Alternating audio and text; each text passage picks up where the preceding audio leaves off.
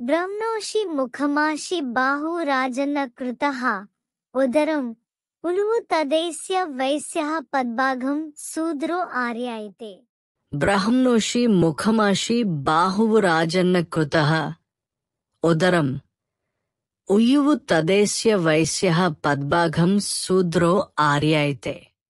కులాన్ని సృష్టించిన మధ్యంతర విదేశీ ఆర్య బ్రాహ్మణ అహంకారపూరిత ఆధిపత్య కుతంత్ర మంత్రం పద్యం. బ్రహ్మోషి ముఖమాషి బాహువు రాజన్న కృతః ఉదరం ఉయువు తదేస్య వైశ్యః పద్భాగం శూద్రో ఆర్య అయితే.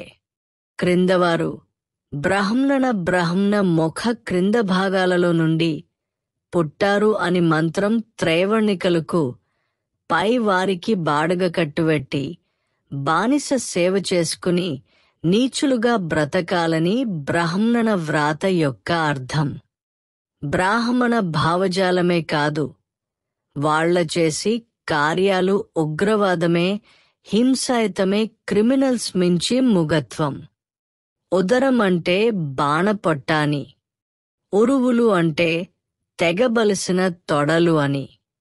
తొడలు అనగా వైశ్యులు. బ్రహ్మోషి ముఖమాషి బాహువు రాజన్న కృతః ఉదరం వేవు తదైస్య వైశ్యః పద్భాగం శూద్రో ఆర్య అయితే. అంటే ఇక్కడ ఉన్న కోమటి కులం వాళ్ళు షావుకారు కులం వాళ్ళు కాని కాదు, నార్త వైశ్య దోపిడీ దొంగలు అని వ్రాత లెక్కలు అర్థం. వరాహి నిన్ను వెనకనే పెట్టరుగా ఆర్య వైశ్య అంటూ పాపం.